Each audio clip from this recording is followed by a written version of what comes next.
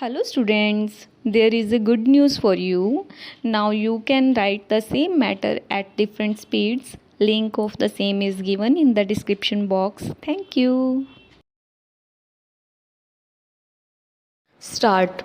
The brief facts leading to this application are that opposite party, who is the wife of the petitioner, filed an FIR against the petitioner and against his family, basing upon which the aforesaid case was registered. Stop.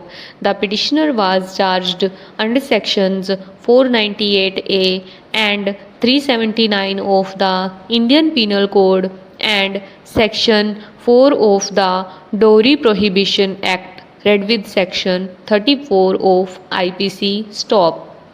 It is worthwhile to mention here that the petitioner was charged along with other co-accused, and ultimately the petitioner along with them was convicted by the learned Chief Judicial Magistrate in respect of the alleged offences and in respect of section 4 of DP Act, read with section 34 of IPC. Stop.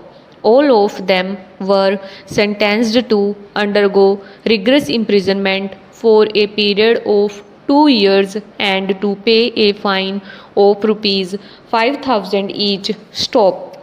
The substantive sentences were ordered to run concurrently. Stop.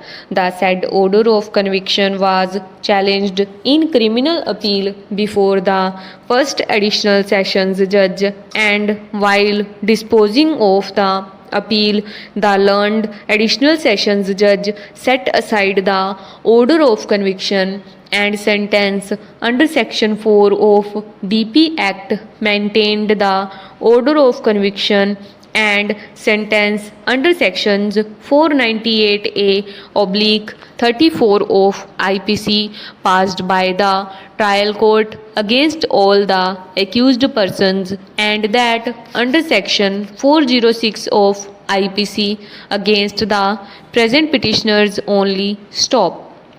The said order of the appellate court was challenged in criminal revision. Stop. This court, while disposing of the criminal revision on 8/11/1993, passed the following orders: para. In my opinion, therefore, the examination of witness whose examination was prayed for in the affidavit dated 7/4/1993 should have been allowed, so also the petition to recall him for further examination. Stop.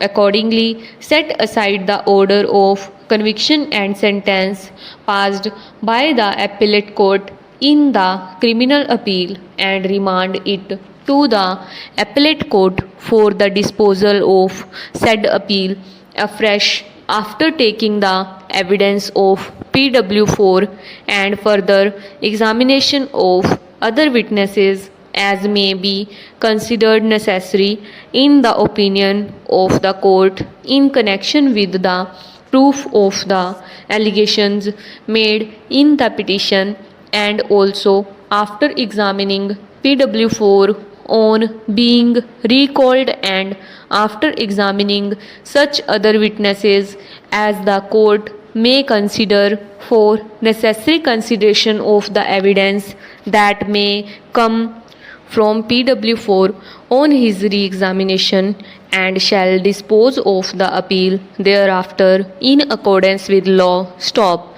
Para. Thereafter the case took a different turn. Stop. The petitioner instituted a suit for divorce in the court of subordinate judge, and the same was transferred to the family court. Stop. Ultimately, the petitioner and his wife resolved their dispute on certain terms and conditions and filed an application under section 13B of the Hindu Marriage Act 1955. Stop.